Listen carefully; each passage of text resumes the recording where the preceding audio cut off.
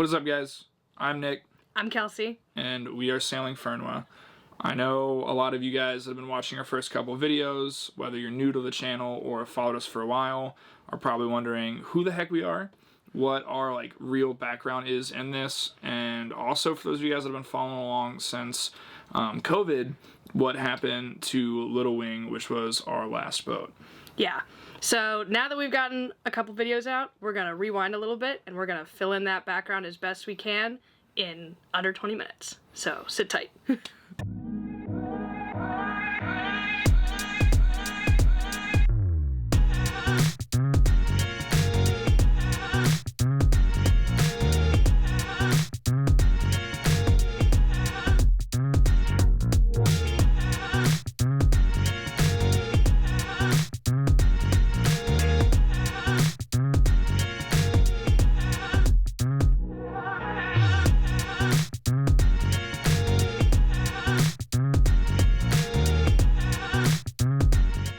A lot of you guys are probably wondering what we've done before to establish experience to make sure that we're safe. You know, people ask, how do you know you're gonna be safe, or how do you know it's the right choice, or things like that, right? Are you sure you know how to sail? Yeah, and that because they see a couple of 20-something-year-olds, they think we're absolutely crazy.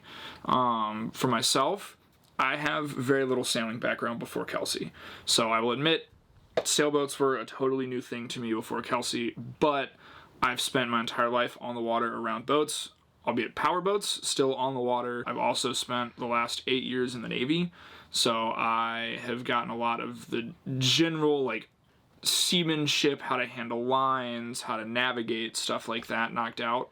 And on top of that, I'm an engineer, so that's why, when we're talking about systems and, fixing stuff on the engine or electrical systems, at my core, I'm an electrical engineer, so, all the electrical stuff is kind of my bread and butter, and I've done a bunch of other miscellaneous trades style work, both in the Navy and not, which is how I've learned how to do a lot of the other stuff before taking it on this project. Which is helpful for me because I don't have an engineering background, but I do have a sailing background. I grew up sailing, I raced little dinghies, I sailed bigger boats, I worked on tall ships, I worked on charter boats, I've really kind of done everything under the sun. And now I'm a writer, and I write almost exclusively about boats. So I'm totally in this world. It's both my employment and my hobby, so I'm totally immersed. And before Fernweh, we had Little Wing, and that is really the story we want to get to, because before we had YouTube, we did TikTok and other short form content for that previous boat. And some of you who are subscribing now maybe never heard of that, but some of you maybe did. And we were posting stuff about that boat, and then we just turned into ghosts for several years. And so if you're one of those people that remembers us from Little Wing, we want to make sure that we close that loop. Yeah, about 2 years ago, 2 years and a few weeks ago, I'd gotten orders to move, and we were moving Little Wing. The series of events that happened on that 5-day trip and what has ensued after has led us to kind of be ghosts.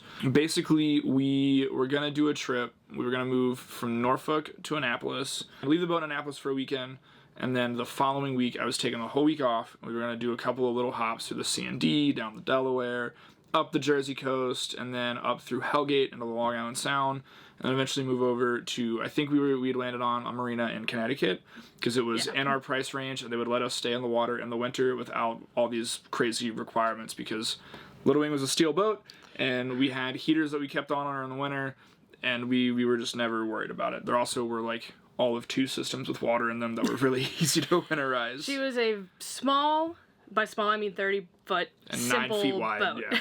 So she was built in the 70s, not a lot of crazy complicated systems. Yeah. We made one shot at that trip that went terrible. We turned around, we tried again the next day. We made it about 20 miles north to Cape Charles. That was when we were supposed to be in Annapolis. We landed in Cape Charles. And so after that, we left the boat there and then came back home and then took that week. The whole trip was disheartening from the beginning because we had already made slow progress. But the next weekend, we got back out there to try again. And we got all the way up the Chesapeake. We didn't stop in Annapolis because we were a little behind. And we, 36 hours all the way up the Chesapeake? No, it was way less. It was almost 2 o'clock in the morning when we left Cape Charles, and we cleared the C&D, or not the C&D, we cleared the Bay Bridge the following night. Yeah, at that's about 2 o'clock right. in the morning. Yeah. Okay, so we totally ripped up the bay because we felt like we were behind. And then we went into the C&D, and we stayed in Chesapeake City for a couple days waiting for a system to go through. And then we popped out the other side, we went south down the Delaware, and we pulled into Cape May for a night. Get fuel, plug in a shore power, take a shower, because Little Wing didn't have a Little head. Wing was very unluxurious. Yeah. And the next morning after our night in Cape May, we started hearing a noise, and we were trying to figure out what it was, and we realized that it was the bilge pump, which is very eerie. And it was like once a minute, you'd just hear the bzzz of it running for 2 or 3 seconds, and it would shut off. And like another minute later, it would do it again. And so that meant there was water in the boat, possibly still coming into the boat, unclear. So we did some digging, and we came to the conclusion that it was probably coming from our shaft seal, and that it was probably just leaking a little bit underway when we were running the engine. We had a dripless, and we thought that maybe something had gotten between the graphite and like the steel face, which was causing it to, as it spins, to drip a little bit. Yeah. And so we kind of assessed our options, and there weren't really any resources for us in Cape May, so we decided to push on. And so we set off on an overnight trip from Cape May to New York City, and right around sunset we pulled into Atlantic City just to pit stop and like double check everything again. And everything seemed unchanged. There was a small amount of water that had obviously came in, but it wasn't any more than what it was that morning in Cape May. So we didn't feel concerned that like the rate of water intrusion into the boat was picking up dramatically. Yeah, and Little Wing, being a 50-year-old boat, also it was very normal for her to leak. It just happened. Which, for better or for worse, because steel shouldn't leak regardless of the age, but yeah, so we pressed on, and we had a pretty uneventful overnight run up the Jersey coast. We were taking watches, and as the sun rose, I got off my watch and traded off with him, so I went down for a nap. And I was on deck. We had been monitoring every time we swapped, just checking the water. I'm like, all right, there's a little bit of water. And it would slosh from like the rear stern tube compartment to like under the engine as we were going through waves. Like, oh, there's a little bit of water. Let's pump it out and move on.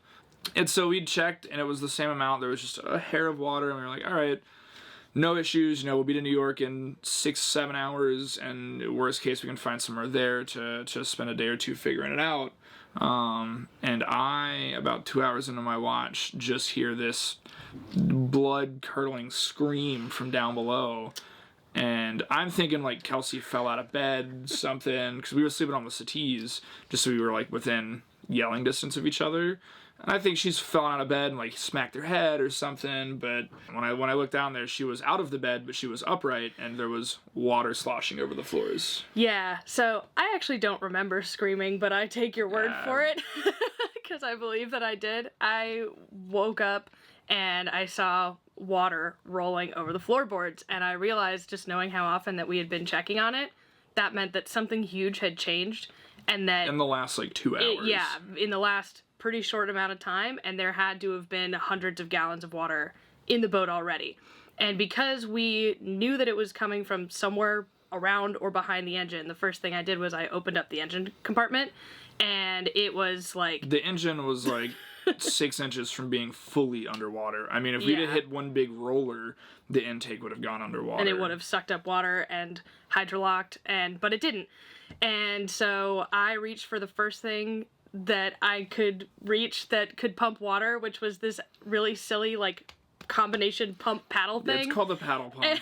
It's meant for dinghies. It's actually a really great pump, but it's not for this purpose. And so you saw me do that, and you looked down and you said switch. And so let's do the things that we're good at. So I went up to drive, and you came down to engineer. Yeah, and I grabbed the pump that we aptly named the oh shit pump. It's got alligator clips, so as long as you have a battery to plug it into, it will continue to pump water.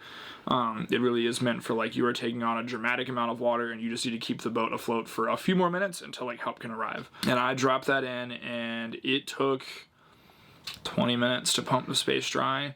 And so we can do some quick math. I'll put the number on screen here for about how many gallons of water that means we pumped out, or that was in the boat.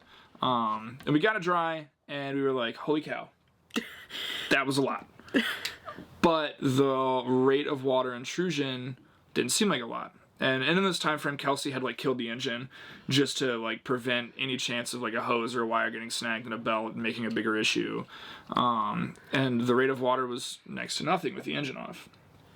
And so we decided that we should probably keep the engine off because for one reason or another, having the engine running made the flooding a lot faster. Yeah, So we would turn the engine on and water in like that. Yeah. Which in our brain supported the idea that it was the shaft seal or just, something. Like maybe the shaft seal was really jacked up, and which hindsight 2020 doesn't necessarily make sense because if it was leaking, it was gonna be leaking anyways, right? But so then we started assessing what we were going to do from here. So we were maybe 30 or so miles from New York City at this point, and it was midday, and we were not sinking. Like, the water was going out faster than it was coming in, but because we didn't want to run the engine and there was basically no wind, if we had not called for help, we wouldn't have gotten into New York City until the following day at the earliest.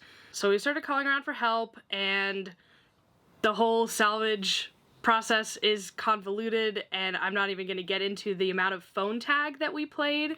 The rescue process almost got turned into a salvage process because, fun fact, just for everybody else, if you are taking on any amount of water, it does not matter if you are controlling it or not.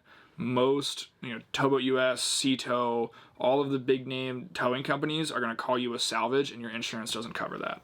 Well, your insurance would cover it. Well, your towing insurance. Oh, your towing insurance. Your towing yes, insurance doesn't cover that. Yes. Because we had towing insurance. We still have towing insurance. It does not cover that. So go read your towing agreement in all seriousness. Yeah. Anyway, we called the Coast Guard via cell phone because we didn't want to broadcast it over the radio. And you kind of played the active duty card a little bit to try and see if we could get some help. And obviously the Coast Guard would have helped us, but it was if they could help us a little bit beyond the standard purview, because usually the Coast Guard doesn't care about your boat. They only care about you. And so because we were close, they said that they could tow us in, but only to the closest place that we could physically get off of the boat, which happened to be a marina that we had already called, and said that they couldn't haul the boat out. So it was like, okay. For 3 to 5 days. Yeah, so they could come tow the boat there, and then the boat would just sink there. And so that wasn't really a viable option. Potentially. We didn't know how dramatic it was, so we wanted to be prepared to take the extreme end of just get somewhere and get hauled out. Maybe we had no reason to haul out, and we'll be back in the water tomorrow. Or maybe it was really good that we hauled out so we didn't sink in a slip in New York City and have to pay $1 bajillion in environmental fees. Yeah. So that wasn't really going to work, towing us to that marina. But luckily, the Coast Guard called around, and the Fire Department of New York, Marine Patrol 8, to whom we are forever indebted, was willing to come get us and tow us into the marina that could haul us out that night. Our fenders are squeaking. If you guys hear that squeaking, it's the fender that's right there squeaking. So, the Fire Department of New York's Marine Patrol 8 showed up a couple hours later. 4021 decimal 674 north 073 56 decimal 151 west. They towed us in so fast that it sucked the water out of the bottom of the boat like a dinghy self-bailer. We were going almost 30 knots being towed in a full keel 50-year-old sailboat. I've never seen a wake like the wake that we threw. You could have easily done water sports, yeah. But yeah, so they whisked us in, and we showed up at the marina that was going to haul us out right around sunset. And we did kind of a quick assessment with them to figure out if we really need to be hauled out, and the consensus was you definitely need to be hauled out. And so they hauled Little Wing out of the water. Yeah. And long story short is that after we got hauled out, we realized that the literal bottom had fallen out. Yeah. And so there was a compartment that was like the stern tube compartment that had basically fallen apart due to age. That space had just been sitting with a small volume of water in it intermittently for 50 years, and it had just rusted through, and quite literally the bottom fell out. Yeah, and so we'll show some pictures somewhere around here to show you what that corrosion and that all those holes looked like, but you could literally see daylight through the bottom of the boat once the boat was hauled out. So you guys might be wondering what's going on with Little Wing now.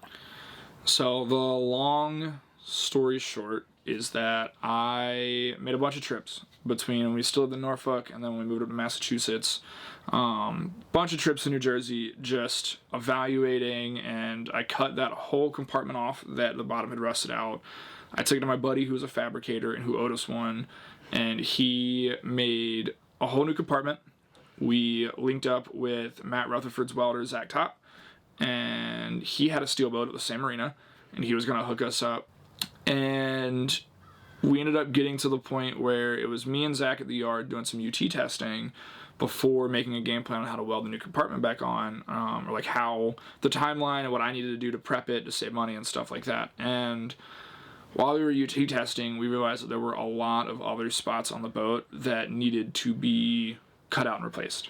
And while that isn't inherently a hard project because it's a steel boat, just cut, sand, weld, it is a hard project when some of those spots are, right behind, or like they're the hole that right behind it has all the electrical stuff, that has insulation, that has plumbing, that we would have to rip all of that out so that I could cut through it safely and not have to worry about damaging anything. And so I took all that information and brought it home to Kelsey one weekend, and yeah, well, and we also calculated the cost even with friends and family discounts. We knew that Little Wing was not going to be our forever boat, and we realized that if we did not pursue this repair and we did not pay all this money, then we would have a much better chance at affording at least the down payment of a new boat. So we made the rather heartbreaking decision that that was going to be the end of the line for Little Wing. Yeah, and that was a little over a year ago we made that decision. And so we've spent the last year getting down there, ripping everything of value out of the boat. I've got a solid prop shaft and prop in my basement. If anybody wants it, hit me up. We've got the old engine, the transmission. We've got the sails. We've got literally everything. Every of system. Value. All the electrical stuff, all of the NMEA 2000, the whole suite. We removed from the boat, saved it so we can put it in, at the time, our future boat, because we didn't have Fernweh yet. And so we took all the stuff off. And actually, like, next weekend will kind of be the final trip getting down to, and next weekend's objective to you guys, November, what's that going to be, like the 14th? 15th will be the last time we're down at Little Wing before she gets turned over to the yard. But we just wanted to catch you guys up to where we currently are, kind of break that fourth wall a little bit, because the next video after this is just going to be right back to the summer. But break that fourth wall and explain to you guys where we're at, where Little Wing's at, and what's going on. So yeah. And now we are on Fernweh, as you guys have been seeing. She's a 2000 Genoa Sanasi 45.2. She's not a new boat, but she's new to us. And this is what we were able to get with the money we saved by not repairing Little Wing. As you guys have been seeing, getting her ready to go back in for the summer. And soon enough, you guys will start seeing the summer videos. There's not a lot of them. We're going to catch up really fast to real time, just because, unfortunately, we didn't think about the fact that we were going to be on a Navy base all summer. And what can you not do on a Navy base? Record. And so really quickly, you guys will be caught right back up to us here in present time, doing some of these major projects this winter to get Fernweh hopefully ready for one more summer before I get out of the Navy, and we'll be cruising after that. So yeah, so stay tuned, because like Nick said, we're going to catch up to real time really fast, and you'll get to see us learn how to operate this boat that is much larger than Little Wing, and do some pretty ambitious projects. Yeah. Get her upgraded. Get her ready. As always, don't forget to like, subscribe, and comment, and please share this video with your friends just to help us grow our channel, and we can all ride this roller coaster together.